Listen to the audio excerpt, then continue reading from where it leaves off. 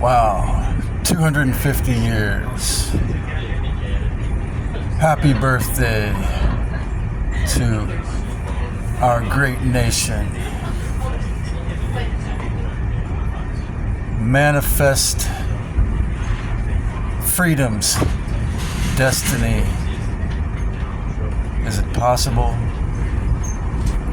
What are the requirements? What are the missing puzzle pieces? 250 years ago today, our founding fathers, the deists, Freemasons, and Rosicrucians, they signed the document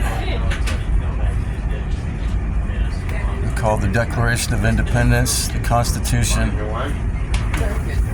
As Dr. Bruce Lipton shared, gleaning these words from the Iroquois chief's mouths, we hold these truths to be self-evident, that all men are created equal, that there are inalienable rights, that it had to be a loud conversation the next table over the moment I started. Because that is the other thing. Some feel that U.S.A. was started to be the devil's country, the most controlled, the greatest experiment in mind control, indoctrination to create slaves and military for the elite, for the 1% robber barons, for those of pure darkness who have absolutely no respect for life. And then to have codified the Christ Sophia's original intention before the Anunnaki arrived, to give this species freedom of choice, free will, freedom of occupation, belief, and to actually codify that into a law. Really makes the argument that this is the greatest country seem accurate. But when you look at how things have played out, when you look at how much indoctrination, how much financial, psychological, cultural, spiritual slavery has grown here, how Thomas Jefferson would speak out against slavery, but yet he reproduced with some of his African slaves. Look at the vast hypocrisy of the length between what we claim to be and what this great land has become. Because people feel that since the Bavarian Illuminati was started in 1776, it must mean that our country is just for the devil to control. But I disagree, because I'm allowed to say my piece.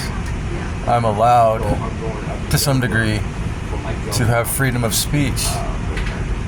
And yet, the Dark Lord's minions, the powers that could never be without being vampires and stealing from others, every year make laws, mandates, codifications to limit freedom, to get rid of rights, to enforce financial slavery, to enforce hegemony, indoctrination, and increase their wealth at the expense of the people. But yet, in this insane, corrupt government, maybe unlike others, we have had always had a tiny percentage, maybe 1% of the Congress and the governors who were constitutionalists, who were on the side of true codified freedom, who felt that that is what their job is. Interestingly, so many of them have been from Kentucky recently. Rand Paul got Dr. F to come to a public Congress hearing, and he said, "We got stacks of evidence that you created it." Of course, nothing happened from that. We had these government agents like David Grush coming out and saying that if they've been working with ETs and dark interdimensionals, and that had to be a Chinese water torture style drip disclosure. We have the Steven Spielberg making a movie that just came out saying that we should have empathy for these beings who have no empathy and no respect, because they've given us this great technology to obviously control us. But yet, here I am riding on a train, this technology from 150 years ago, with half a dozen people in the sightseer car with me here who are what we call Amish or Mennonites, who do all their farming with technology that simply steal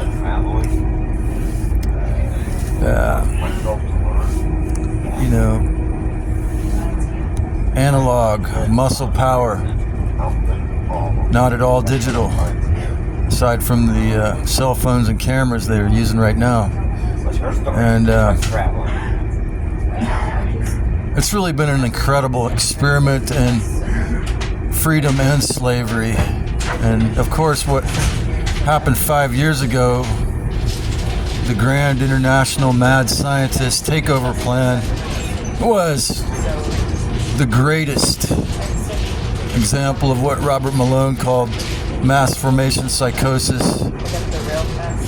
Let's see what they can get away with using fear, using coercion and scare tactics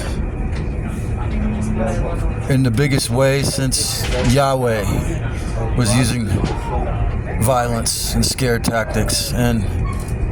But yet we have Congressman Thomas Massey, who had to be all the other congressmen had to be bribed, and the 1% and criminal syndicate owned politicians had to be bribed $30 million by AIPAC to get him out of there, because Thomas Massey was a congressman on the side of the real U.S.A., not the corporation called U.S., not the bought and sold Loosh Farm operation, not the massive human suffering engine we call a society, when that's really what it is a slave cult, a cult of trauma bond to the devil, a system where, like in Santa Cruz, people have the hustle culture, which is the modern slave speak, to say, I'm proud, I'm a financial slave, it makes me a good person. But yet, they haven't killed me, they haven't deleted this channel. Maybe because my grandfather was a 33-degree Freemason and they take care of their own. But what was this idea they had called manifest destiny? Well, when these trickster-controlled elites back in the day had, for good or worse, although they had these documents like the Constitution and the Declaration of Rights where the freedoms were codified, they tricked the Native Americans, the Trail of Tears. They took the sacred land. They tricked the Queen of Hawaii into stealing their land. And look what that's led to, the abominable, horrific direct energy weapon attack, the greatest child sacrifice ever, several years ago in the city of Lahaina, where 2,000 school-aged children disappeared in the middle of lasering the town down to make a smart 15-minute city. What we've seen in Los Angeles the following year, supposedly arsonists burned down LA, and there was no water in the fire hydrants. Then they flooded Asheville with a direct energy weapon to steer the hurricane to a place a hurricane would never go. So in the 1800s, when they decided that the white Khazarian mafia controlled at that point, or influenced, those that were greatly influenced by the original creator, the Christ, and the false gods, decided that this land should all be theirs too. So they called it manifest destiny, that it was the destiny of the U.S.A. to have all of this beauty, all of this epic beauty was ours, the white people who conquered the peaceful, or somewhat peaceful, natural, native, indigenous peoples that were here before. And so now we come to this psychological collision point, this intensification of the battle over humanity itself, but particularly human freedom. So how is humanity to manifest a destiny of freedom? Well, it's not going to be by taking native lands through tricks and torture and killing sprees. It's not going to be by obeying a violent and corrupt government. It's not going to be by doing what the devil or the trickster gods tell us. It's going to take deep sovereignty, reflection, deep introspection. We might have to farm the way these Amish people do. We might have to think the way the founding fathers did in regards to the blue-blooded half-breed fake royals of England, Angleland, and we certainly have to, each one of us individually and collectively, accept that this second coming of Christ can only occur within. It is an inside job. No one is coming to rescue you. To manifest freedom as your destiny will require most likely tremendous courage in the face of the amazing technocracy, amazing tyranny of this technocracy that does have extremely powerful interdimensional parasite fake gods that have given us this technology, that are masters of mind control, that can convince us slavery is the most righteous human quality. But is it? Does a organic farmer, does a person who is an entrepreneur of a small company, or do they not have to both work really hard and have moments where they can lay back and watch things, take a break, have peace of mind? Yes, it is going to require a lot of work. Yes, it will require a lot of fighting bullshit. But you see, as Sean Bond has pointed out, although the invisible parasites that pretend to be our gods have tremendous power through religious indoctrination, through financial slavery systems. They stole all their power, and they got us to use our hands to build the loose farm, the kingdom of hell on earth. And why is this channel allowed to exist?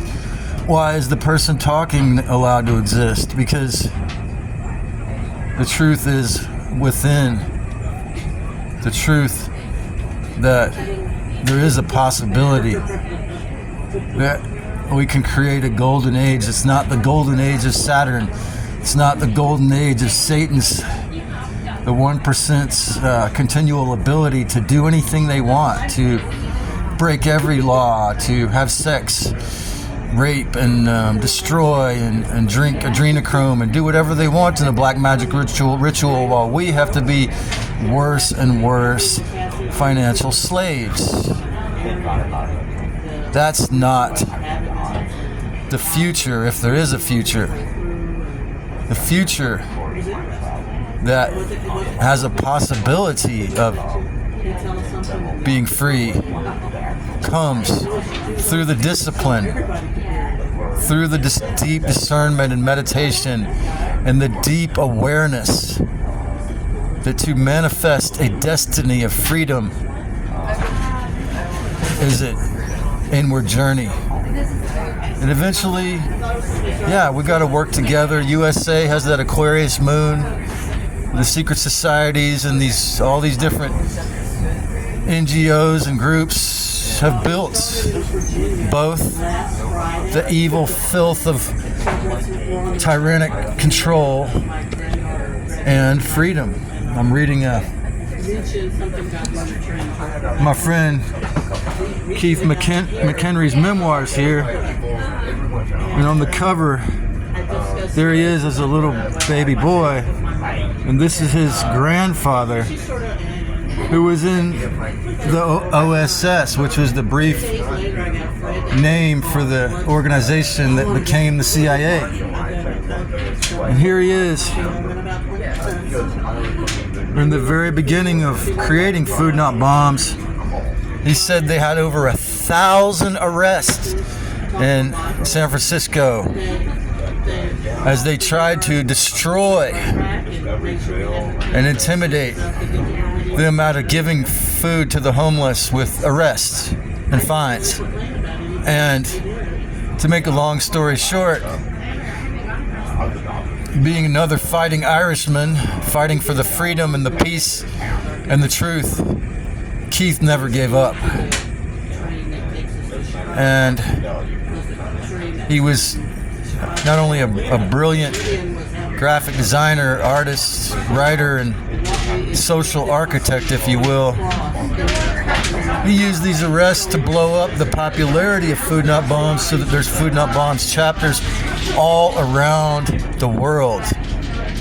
And, as the government agency letter groups intimidated people into firing him from various jobs, he would take that as an opportunity to tour around with like a punk rock anarchist in Mexico and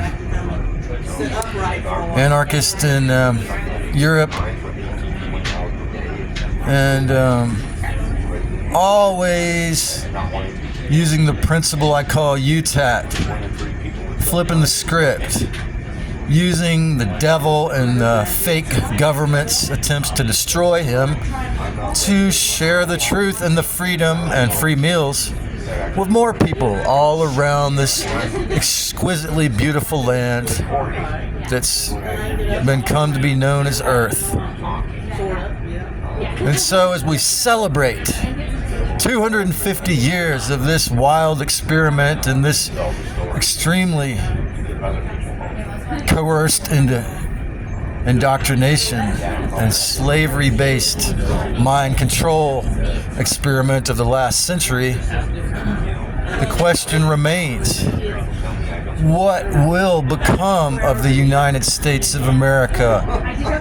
Will she be able to be true to those exquisitely beautiful, the greatest documents ever written in a fucking legal nation, the Constitution, the Declaration of Rights? Or will, as the sicko politician Nancy Pelosi said, oh, the Constitution is passé? Will the filthy indoctrination of the technocrat elites continually convince the vast majority? No. Your freedom is to do as I say, or my multiple choice question. You're free as long as you pay the exorbitant, insane rents, property taxes, and mortgages that we insist you have to pay to live in this land that you were born. What will become of the experiment? A lot of people who, perhaps are not as optimistic, or don't have my silly rosy glasses on, or aren't as financially compromised or codependent as me, have moved to other countries and say, get out while you still can. The U.S.A. is going to be like a Hitler Germany where you can't leave and you're all locked in. But look what happened 5 and 6 years ago. Did they get rid of our rights? Did they get rid of the Constitution? Were the evil so-called genius robber barons, the CFR, the Illuminati, the scum lords of hell who rose to the top of the financial system created by the brilliant evil mind, the devil, were they able to take it all? Were they able to convince us all to do what they said? Well, they certainly have convinced most of us to agree to their monopolies, to use their platforms, to siphon our extra money to pay the insane taxes, say in a beautiful place like California and Colorado. And this old idea of manifest destiny, in my opinion, is also why the rent and property taxes are so incredibly insane in all of these states that were involved in the operation called Manifest Destiny. It's like, well, we can just take all these lands, and as I say about Santa Cruz, California, basically from the days of the conquistadores, the mafia stole the land and then charged 2 or 3 times, 200 or 300% more, or whatever, 700% more than anyone who wasn't extremely wealthy could ever afford. And again, why do people do that? Why is it legitimate? Because everybody else is doing it. Because humans are incredibly susceptible to go along, to get along, to try to keep up with the Joneses, to do what everyone else is doing. I mean, I refused to get one of these damn gadgets for 20 years. When I saw that they forced everyone to get a freaking microwave phone and how much potential for cancer and harm these things have, I refused to get one for 20 years. And yeah, I caved in when I had my YouTube channel, and a president's great-granddaughter wanted to text me, and I couldn't do it on my computer. It's my excuse. But of course, I've learned that the microwave cell phone, just like the U.S.A. itself, is a thing and a system that can be used for lots of greatness or horrific crimes. And technology, just like governments, just like I always think of the Eric Clapton song, it's in the way that you use it. Depends on how they're established, what rules, what laws, who programmed the AI, who programmed the cell phone, who is your governor, who is your congressman. A little while after his birthday in September 2020, Ron DeSantis, the governor of Florida, said, "We will never lock down our state again." Then when the Hamas attacks happened, what was that, 2 years later, he said, well, we got to send our boys off. The same as Robert F. Kennedy Jr. from one of the 13 Illuminati bloodline families who, oddly enough, decided to revolt. And